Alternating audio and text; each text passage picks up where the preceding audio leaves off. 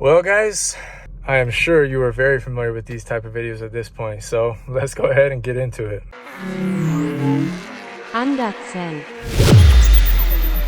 What's going on, you guys? Welcome back to Channel Anderson and welcome to another car reveal video.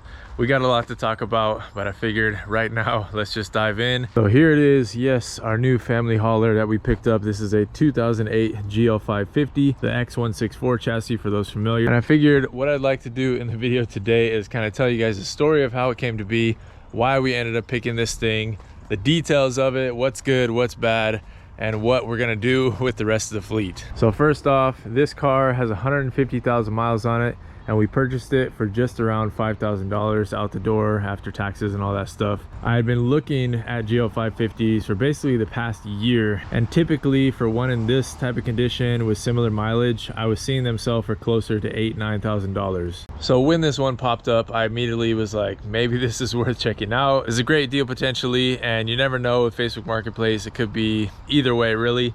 But it was good enough for me to go check out, and actually my wife came along, which is rare for a car adventure for her to come along. But this is, like I said, supposed to be the new family hauler and specifically really her daily driver.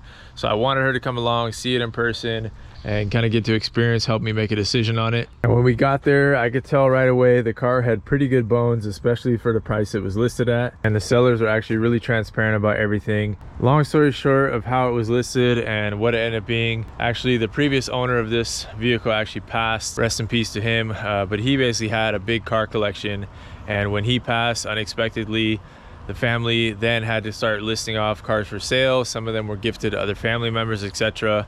And it just so happened that we ended up seeing it, ended up meeting, and it just kind of felt meant to be honest. So rest in peace to Bob, former owner of this car, Bobby. And like I said to the sellers, I told them I would get it dialed in, and that's what we're gonna do. It's got great bones, it's in great condition overall, but it does need a few things here and there, and that's kind of what I wanted to talk about today, make a list for us. From there, just kind of explore it and tell you guys more about it. So overall, I mean, the car is in really good shape. It's got like some things, just aesthetic things that will be easy to correct, or just, I mean, could be left alone, to be honest. Starting off on the outside, some of the fenders have a little bit of just paint fade, a little bit of chipping on this one, which it's nice to use black plastic underneath, or more so it's nice that this is a black color so that the black doesn't really detract from it. If it's a different color, it might look a lot worse. Grill plastic on these gets really brittle, and this one's cracked off. I'm either going to try to do my own kind of mesh on this, or I'll just keep an eye out for another grill, but honestly you don't really notice it too much. Headlights definitely can use a polish. The whole car hasn't been cleaned, or I haven't done anything to it. We basically bought it and started driving it immediately, which is kind of against my own rules for buying a car, but we'll talk about why we ended up doing that in a little bit. But it's been great. We basically literally the next day after we bought it, drove my son to school that morning, and from then it's been about a week and a half we've been daily driving it, using it as our everyday vehicle for the family. We even got 6 of us in here with the 3 rows, and took it on a little mini road trip over to Snoqualmie area. So it's been awesome, and yeah, no complaints as far as just taking it out and daily driving it, etc. So other things, like I said, little fenders, little fade. There's some clear coat failure on the top of the mirrors on both sides. This is a California car originally, and I assume that it probably just sat out in the sun for a little bit, and that's why some of the paint is faded on those kind of plastic areas. The body is actually totally fine. The paint on the body is really good.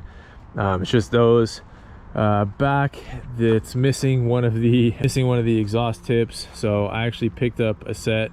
I did a whole video on going to the junkyard and buying a bunch of pieces that I felt like I needed for the car, so we'll get into that at a later video. But this one is just more so talking about the list of things that I wanted to try to focus on. We already did an oil change. That was needed when I first got it, so a video on that. My first M273 oil change, which was nice. Working on these motors is really nice. And then inside, it's got a little rip here, which it's still kind of holding together. I'm going to try to repair this actually with a fun little experiment, and then I'll keep my eye out. GLs do pop up at the junkyard near me kind of frequently, and the black interior is pretty common. So if I do find a good seat, I'll just end up replacing the whole thing, or at least the bottom. But I figured it'd be a fun, cheap experiment to see if I can fix this. And then steering wheel, same thing. It's got some chewed up spots at the top, but the rest of it is in pretty good shape. The wood's in good shape. All the wood trim in the car is in good shape. And then in here, big things, they put an aftermarket head unit and a little like aftermarket blank off, I guess, with the XM satellite radio thing in there. I'm not a huge fan of the aftermarket stuff in Mercedes particularly, so we'll see. I might end up taking this out, might end up keeping it. It works great, and whoever installed it did a good job. Like, it's nice and clean. It's just not really my preference, so we'll see about that. And then aside from that, I mean, interior wise, little nick here, which I'll fix as well. And yeah, that's pretty good inside. I'm trying to think if there's anything else that's going on, but for the most part, no. Outside as well, it's got the giant 21-inch rims. I think these are like 21 by 10s, or maybe even bigger than that, 21 by 10 I think. And it's got 295/40 21 tires on it. 3 of them are matching. One of them is a Michelin in the back, but they're all from the same date and they all have pretty similar tread. So maybe at a certain time I'll pop up a mock-up. I did a render of putting 18-inch wheels with big meaty tires on them, like overland style. So maybe that's something we'll look at in the future, because 21-inch tires are definitely very expensive. But we'll see. It looks great on these wheels, so no complaints as far as that goes. It's just more cost efficient to have the smaller tires in the long run. Now, big thing here, the rear hatch. I replaced the struts. Actually, you'll see that in the junkyard video. You can see the paint on them, which I'll take off, but the rear hatch power is not working. The buttons are not doing anything right now. It still does the basically locking and close, which I'll show you in a second, but the actual power for the hatch is not working. The rear seats fold up and fold down, great, and that's been really handy. Actually, you get a ton of room if you fold those two down. It's kind of like having a big van or truck space almost. And then, like I said, if you push this down manually, once it gets there, it still does the, you know, machine locking on it. But I'll have to figure out what's going on with that, or why it's not getting power. I know this back window was replaced because when they were towing a boat, they ended up, I think the boat like swung or something, or somehow something went straight through the window. Luckily it didn't damage anything else, but who knows, when they were doing the repair on that, they could have messed something up, or they could, you know, could need to be reprogrammed. I don't know really, but it's not getting power, so we'll have to take a look at that in the future. Then the other, there you can see 154,000 miles. I'm gonna show you guys the engine bay, and then I'll talk about one other big thing that we're gonna have to try to figure out on this. All right, so here is our 5.5 liter M273 V8, and for those that have been following the channel for a while, my first real experience of one of these was in my customer's manual swapped CLK 550. And to be honest, I kind of fell in love with the motors working on that car. They're just nice to work on. They run so smooth, and the power delivery is just excellent from them. This makes about 380 horsepower or so, and I think around 390 torque, correct me if I'm wrong, but they're just a great power plant. Simple for being modern. I mean, not super simple, but simple enough when it comes to Mercedes and their drivetrains they're doing nowadays, especially the twin turbo stuff. The NA V8 is just a good go-to for a car like this. And like I said, I just really like these motors now, so much so I'm looking at other future builds to end up using these things. So this thing, it's in great shape. It's nice and dry, which is awesome, and would definitely be rare to find an M113 this dry with this many miles. So that's really cool. It's dirty in here, but that's fine. Dusty and dirty is totally fine. What you want to see is dry as a bone. And looking all around this thing, I couldn't find any leaks, which is like unheard of coming from the world of M113s. I mean, I've kind of figured out a science of getting them not to leak from the valve covers and whatnot, but with these, they use basically like a factory sealant, and they just don't have as many issues with leaking. So You can see even on the sides, like dirty, yes, but leaking, no, which is amazing. Things about this car that were really attracting once I started diving into it and got serious about it, because we looked at it, and like I said, we hit it off with the sellers. They were great people, and just had a good experience of going to look at the car. And then I was kind of like, all right, let me reel myself back, let me see if this is really the move we want to make. And took a little bit of time, actually left, went to pick up my son from school. On the way to pick up my son from school, the ML55 started having transmission issues, which is like just weird, because you guys know we just fixed a conductor plate on it. It's been driving great for like a month plus, and I don't think there's anything really going on with it. I think it's either got maybe oil in the TCM or something electronic, so I'm not too worried about it. But it was just ironic that that happened that day, when we were looking at this car. And then after that, huge shout out to friends Casey, Jake, and Cedric, all Instagrams. I'll pop you guys up, but they helped me out a lot. Like I said, I've been looking for these for like a year. I've been asking them questions here and there sporadically, and then on the day of finding this thing and looking into it, I had Cedric and Casey basically pull up all the information they could. And when Cedric and Casey started diving into it, what got me excited is basically the customer history on this car was amazing. There was like 5 pages of customer pay records at the dealer.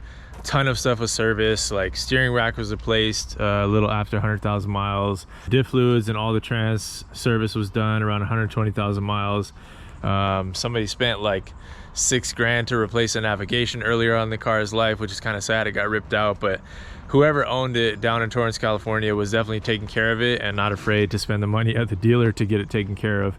So mechanically is just a really, really well sorted example. And chances are, like those ones that I told you I was seeing for 8-9 grand, they probably wouldn't have even been in this same mechanical shape, being that much more money than what I paid for it. So knowing that and just having looked at them and having a good baseline of like what a good deal was, I knew that we'd be pretty safe where we're at the $5,000 mark for this thing. And at that point, we just figured, you know what, let's go for it. Let's see what this is like.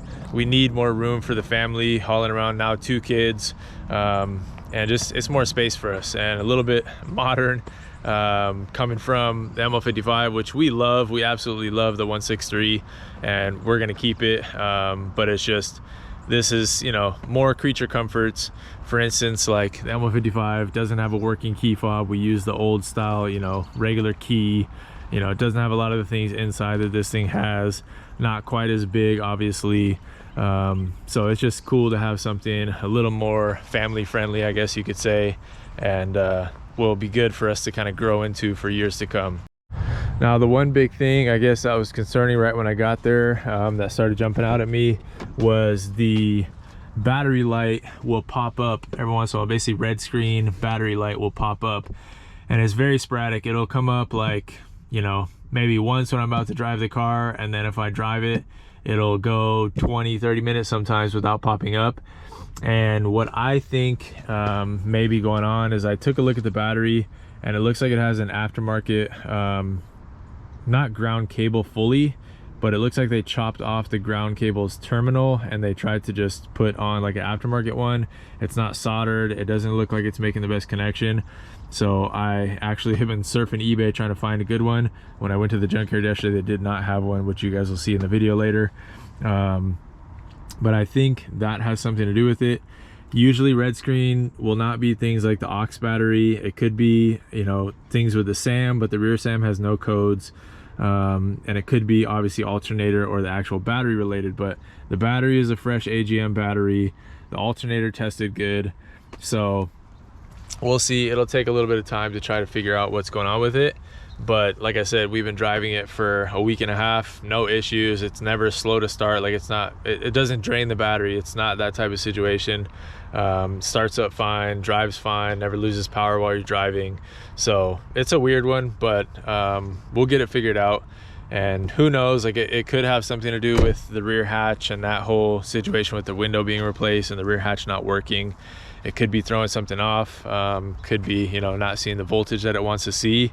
And with that, I was like, all right, that's one electrical gremlin to try to solve while the car still works and functions 100%. Aside from that, again, for the price, it just made sense. Let's go for it. Let's see if we can figure it out.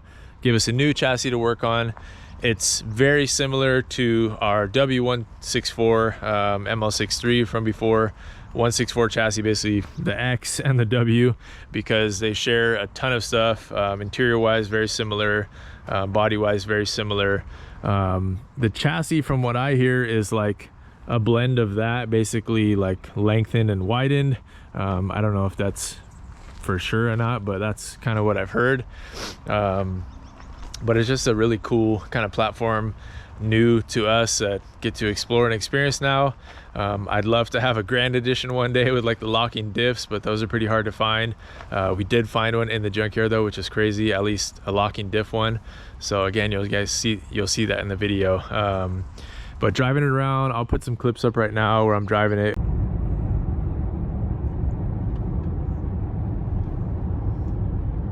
It's super smooth.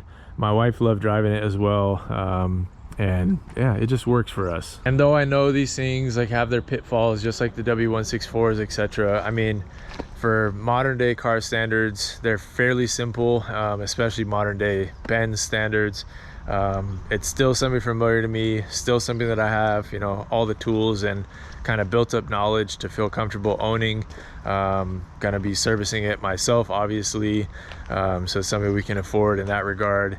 And it was just, you know, it was kind of like NA V8, good, fairly simple design, air suspension, comfortable. Just, it was just a good pick for us, and that's why I've been looking out for them for so long and why I was so interested in them.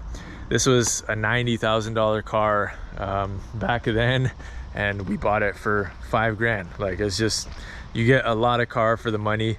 If I would have gone out and bought, let's say, like a Chevy Tahoe, a Denali, Ford Explorer, something of the same generation, there's no way it would be in as good a shape for the money I paid and the mileage.